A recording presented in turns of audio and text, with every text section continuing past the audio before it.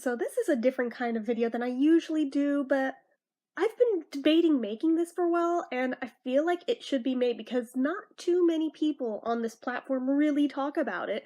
And while there's tons upon tons of videos out there about how much money that you can potentially make on YouTube, or what certain YouTubers actually make, the thing that most people don't talk about is how much does it really cost to be a YouTuber? Now, there's this misconception just because the platform in and of itself is a free website that it costs nothing to be a YouTuber, which on paper, technically, yeah, it doesn't cost anything to sign up for an account, but everything beyond that point does have a cost. So there's probably some that I am even missing here, and not all of the costs are even monetary. But I feel like this should be talked about, so let's get into it. So the first cost that we're going to talk about, depending how you look at it, may or may not be a monetary one, is the cost of time. Now, if you're trying to make YouTube your full-time job, this is definitely going to be a monetary one because any time that you put into filming, into editing, uploading, even as a viewer, observing the site and researching, seeing what you can glean for your own channel of what works, what doesn't work, that is all time that you're not at a more traditional job earning cash. Granted, like I said, if you end up having a popular channel, it ends up paying off and it's worth it. But there is the cost of time. Time is money. As cliche as it is, it's very, very true. And that said, if you have a traditional job and you're doing this in your spare time, that probably won't bother you too much. It's just a hobby, right? I mean, that's how a lot of people look at it. But for the people who are in YouTube to earn the money, there is a bit to that in, just how much time you're willing to throw at it that you're not putting into other efforts to also make money. It doesn't even have to be a traditional job. I mean, I don't work a traditional job. All of mine are very non-traditional, but the time that I spend on YouTube is time that I'm not dedicating to my other two modes of income. So there is always a trade-off. So that is one thing that you do have to keep in mind from the get-go, is that YouTube can and often is a very time-consuming thing. Even if you have a very simple, very basic channel, there's a lot of truth to this. So that's just right off the top, that's number one on this list. Number two on this list is another pretty obvious one, I think, but the cost of your internet service. Now, obviously, if you signed up for a YouTube account, you have internet service of some sort because you are obviously connected to the internet. But depending on the type of videos you're going to upload, depending on the length of them, depending on the file sizes, depending on the speed of your internet that you already have, depending on how frequently you're planning to upload, you may find that your basic internet service isn't really good enough to work for you with YouTube. So you may find that you need to upgrade. I had to do this. I have a tiny channel and I still had to do this because I have a large output rate that I upload at. And my file sizes are rather large and our basic internet service was not very good. So there is that added cost. Granted, if you're going to do this,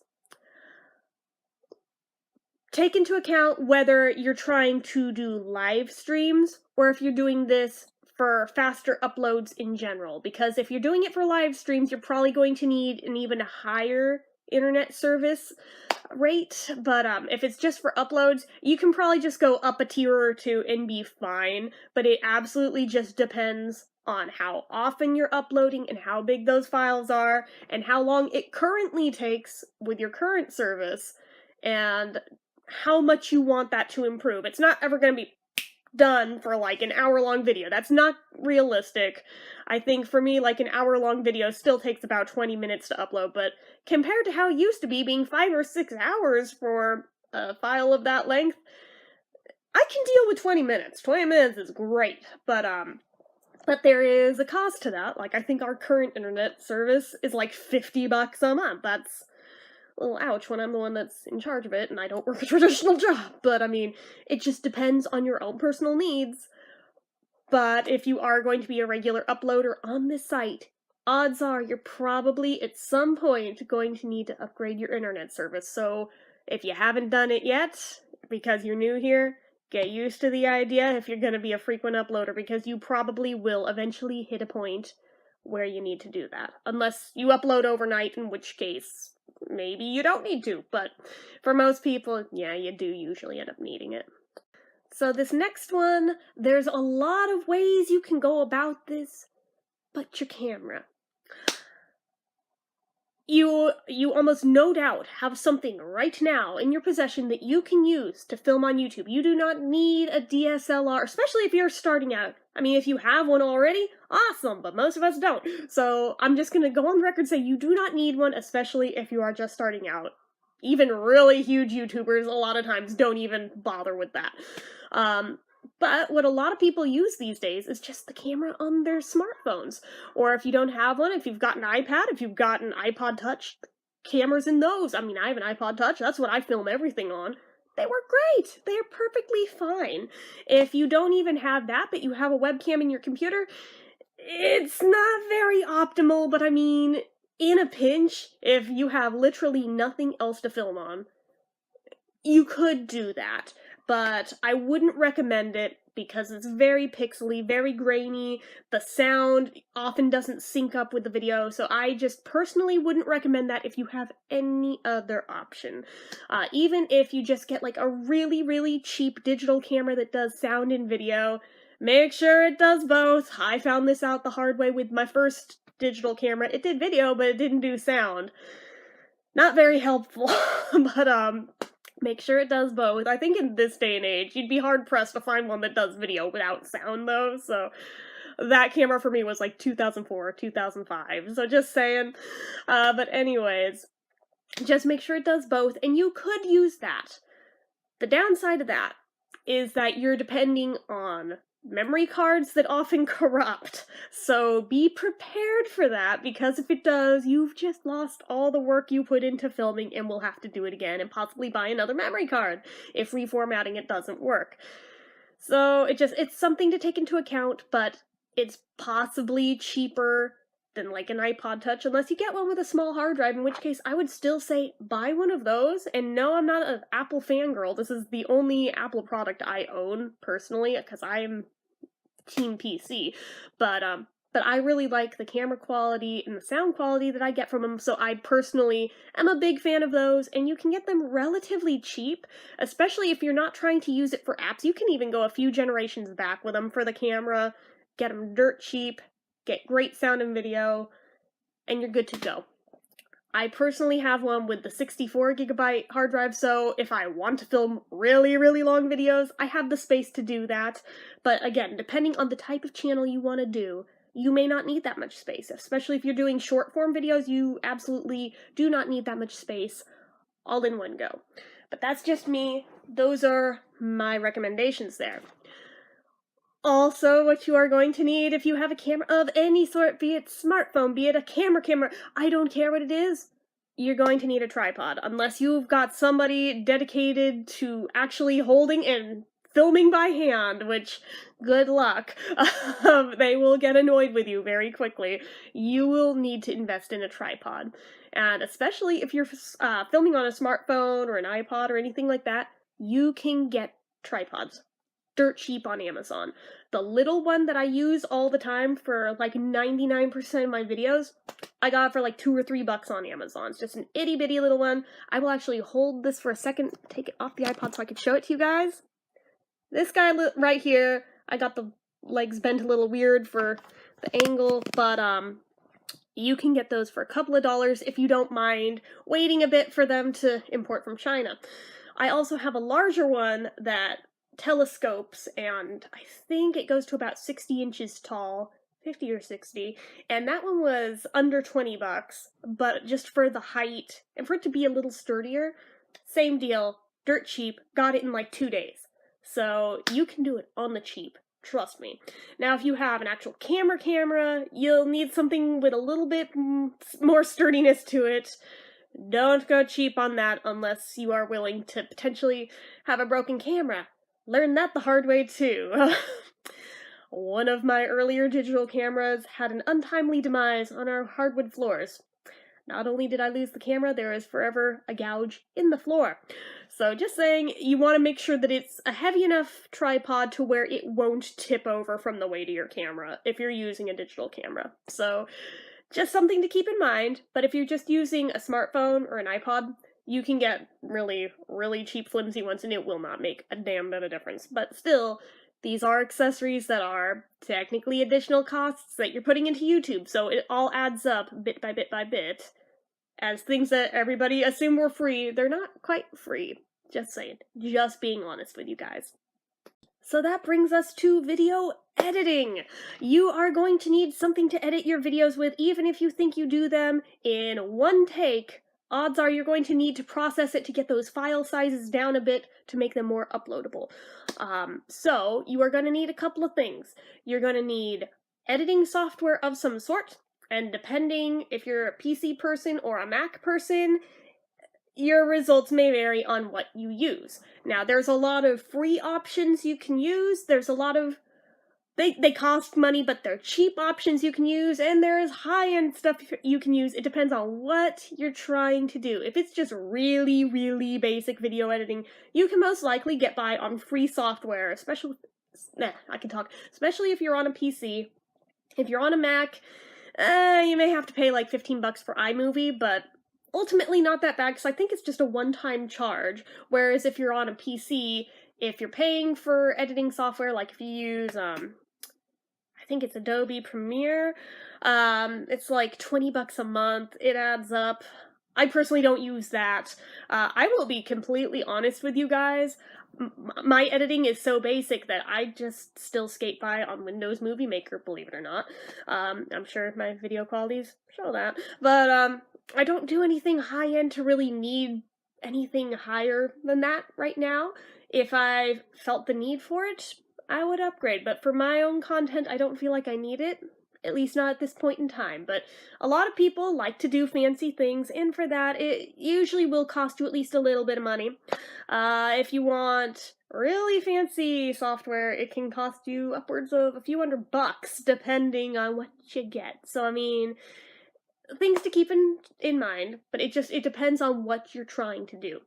Like this type of video, you can edit on free software, but if you want to like edit in animations and things, or put a video up in one corner while doing the main video in another, things like that, usually the free software often won't do it, but you can find cheap software that'll do it. So it's just, again, little things that on their own, not so bad, but they do add up over time overall. So again, just saying.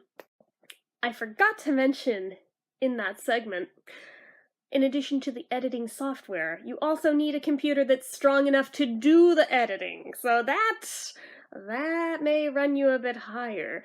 If you're a Mac person, this is where the costs are gonna get you, because if you need a newer computer because yours is an antique and it's time to upgrade, yeah, you're looking at a couple grand, most likely. If you're a PC person, you can probably get by on a lower-end machine. I wouldn't say the cheapest, because they don't have the computing power to handle it, even for low-end editing. I would say bare minimum at least 6, is it gigs or megs of RAM? I think it's gigs, but bare minimum. If you can afford higher, get it, but bare minimum. And depending on the software you're using, you may need more than that. So, sorry to say, that's going to cost money. Mine's a fairly old computer. It can still work for now, but I know damn well, probably in the not too terribly distant future, probably in the next few years at some point, I will have to upgrade, and it'll be at least $1,000. Probably more, because I'd like to get one that's got some more computing power behind it than my current one does, you know, upgrade a bit. But, that does cost money. So that's another cost to include with the total cost of doing YouTube, because it's pretty hard to do it with just raw video files on their own. I mean, I suppose there are some people out there that do it, but most people do, at the very bare minimum, run their videos through some sort of video editor, even if just to get the file size down some. You know, it's a thing. It is a thing. And you need a computer that's strong enough to do it without it taking literally all freaking day to do it. So, you know, there's that. So the next one, and this is where people often go overboard in things they don't really need, they just think they need, is lighting. If you have good natural lighting, you may not need to buy a darn thing you might be able to skate by for free here. Funny thing about the sun, it's not a static thing year-round. You don't have the same weather year-round, and depending where in the world you live, you may live in a climate where you don't get much, if any, sunlight, or it peekaboos through the clouds on and off all day, and it makes trying to get consistent lighting in your videos impossible. So, with that in mind, you will probably need at least one external light source to help you. I mean, obviously overhead lights are your friend, but on their own, usually not enough because they'll give a yellowy hue to your videos if you just depend on those alone, and weird shadows and things, especially if you're filming at night. So, here's what you can do to do it on the cheap. This is what I personally do, and I found it cheaper than studio lighting. I bought an OttLite, OttLite, OttLite craft lamp, actually. I didn't intend on buying it for YouTube, but it ended up becoming my YouTube nighttime lighting. It mimics the color values of sunlight, so at nighttime, I mean, obviously you can tell it's nighttime and there is a lamp, but it's not weirdly tinted, you know? It's not too bright white, it doesn't have the bluish hues that LED bulbs do or anything. It looks more natural than a lot of lightings I use. Now, just for the positioning of where I have it, it's probably not the best, but I could fix that in a minute if I wanted to. That light, full price, I think, was $40. Being a craft lamp, you can get it somewhere like Joann's with like a 40% off coupon. Bring that right down. Now, they make different sizes of them. You can get a floor lamp. I mean, those can be like $70 full price, but again, coupons are your friend. But I find those work great, and they cost less than most studio lighting does. But if you do want studio lighting, you want one of those ring lights that you see YouTubers with, they make different sizes of them, they run all different prices. If you get a ring light, you're probably also going to have to get a rig to hook it to, so that's more costs. If you get studio lights that are the ones with like the shutter doors, they look like you'd find them on a movie set, those add up real quick. Fair warning, and usually with those, a lot of people also use diffusers with them too, which is that much more cost. And this is, like I said, where I feel like people often go overboard in excess things they don't really need, they just think they need. Like I said, cheap way of doing it. OttLite. But, you don't have to do that. I'm just saying that is my own personal recommendation because I found it works really well. And it's really cheap comparatively when you look at the prices of the other things. But if you can find the other things on the cheap and the accessories that go with them, or if you have the money to throw at them, go nuts! Especially if you have the room to set them up, because, that's also a thing. The OttLite, it folds down flat. It's very little. Hold on, I'll grab it. Mine just looks like this. It folds down. The bulb's in there. Boom. So, there is that. Alright, so, just saying, it's very space effective as well as cost effective, that's why I like it, but again, that's just my own personal recommendation, you do not have to take that. Okay, so another accessory that you can invest in that will overall improve the quality of your videos that you don't necessarily need it, but depending what device you're filming on, maybe you do, and depending on the type of videos you do, maybe you do, is an external microphone.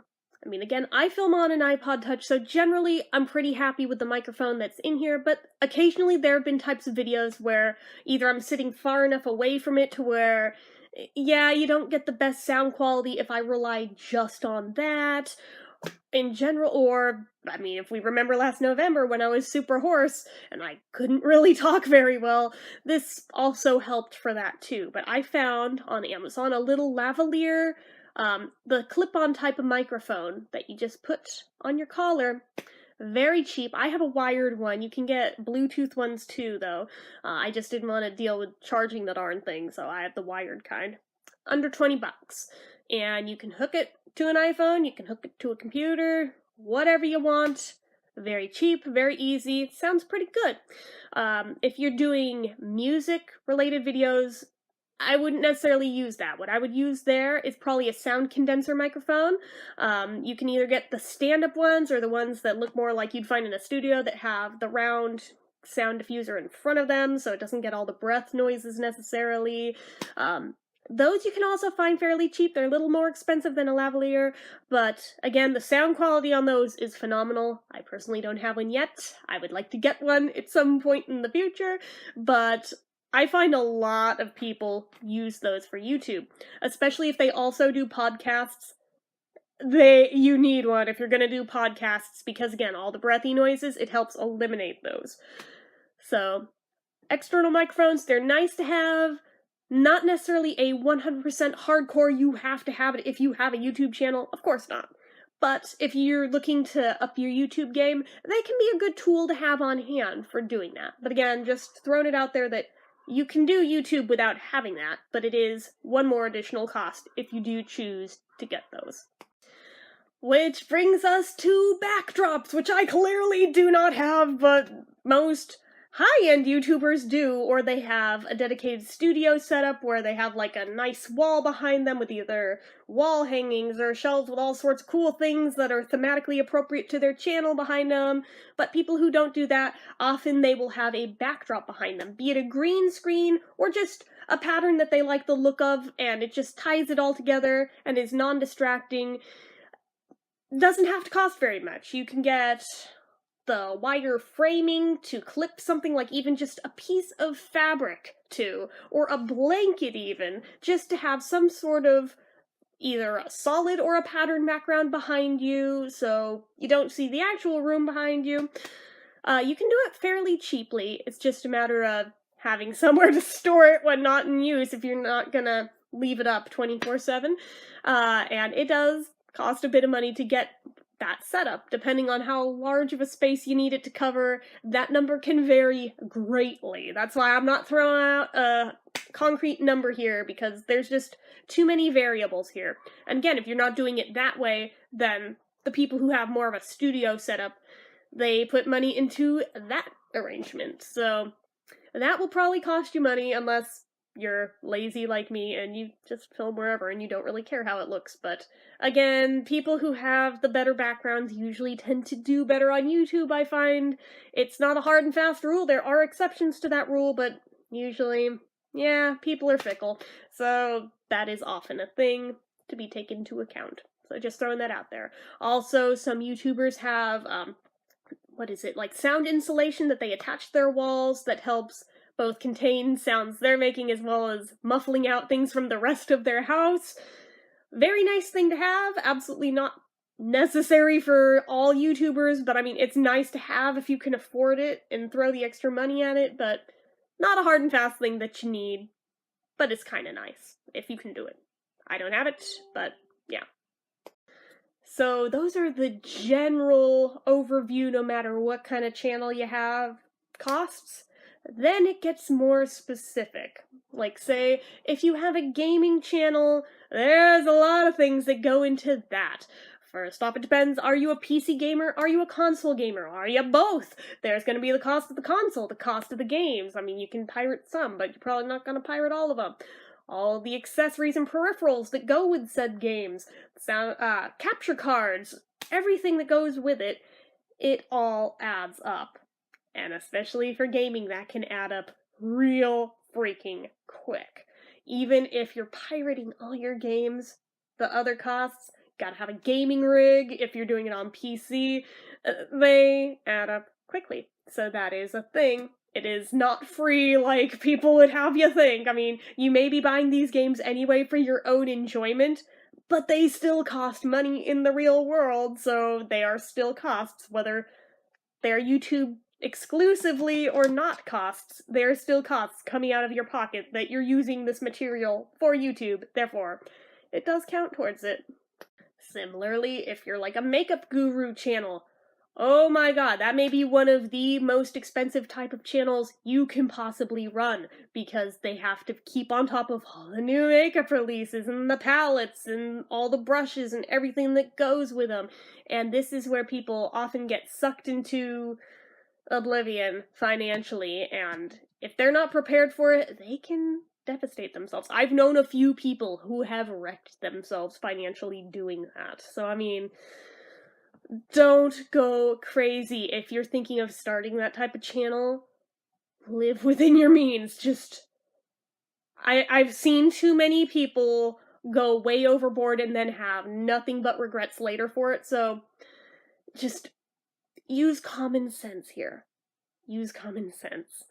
Um Also, you could count in the costs of any makeup you wear daily just to appear on camera to look nicer, anything you're doing with your hair accessories, hair dye, hair treatment, hair styling, anything like that.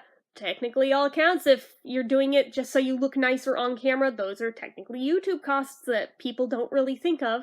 I've even known people who have YouTube wardrobes. Like, not things with YouTube on them, although I suppose there's people who do that too, but like clothes that they have set aside just for when they appear on camera. No, I am not one of those people, very obviously, but I know people who do that. I'm like, you are so extra. But I mean, I guess it looks good, but at the same time, you don't need to do that. That is not necessary.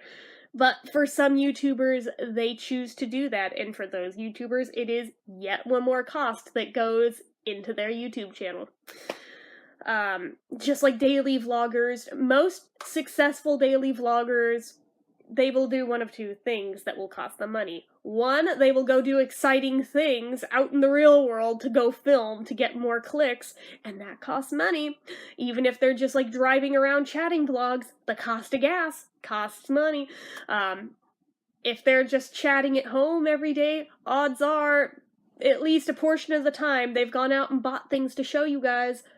That costs money. Just like haul girls, all that shopping, it costs money. If you're a foodie channel, obviously the prep of the food is gonna cost money, or if you're going out to eat and you're filming there, that costs money. If you're like a media reviewer, cost of books, cost of movies, cost of music, concerts, what have you. All costs money to be able to do the things to talk about. If you're an art channel, the cost of your art supplies all costs money. I'm sure there's more examples that I'm blanking on right now, but yeah, pretty much no matter what type of channel you have, there are going to be incurred costs to making the content that you make for your channel. So, while the channel itself is free to set up, it will cost you in the long run to have the content to put on that channel. Then, if you have a bigger channel, to the point where you need extra help to keep up with the output for editing and things, you're also going to have the cost of having people do your editing for you, or having people, like cameramen, film for you, like your entire crew that you would have for that. Again, I'm a tiny channel, so I don't have that, but I mean, take like the Philip DeFranco show, for example. He's a YouTuber that I'm sure most of you are familiar with. He has a huge crew to help him do his videos. He has to pay each of those people individually for their services. That is another cost incurred for your YouTube channel. And most smaller YouTubers don't generally run into that, but the bigger you get and the more high quality consistently that you want to have your channel be, a lot of times they will invest in that. And that's not a bad thing. It just is yet another cost to take into account that people usually don't think of when they're just a viewer of YouTube and not a creator on YouTube. And then finally, the last one on this list isn't a monetary one again, but it affects a good majority of people who do YouTube regularly. And that is the cost of your mental health. Oh yes.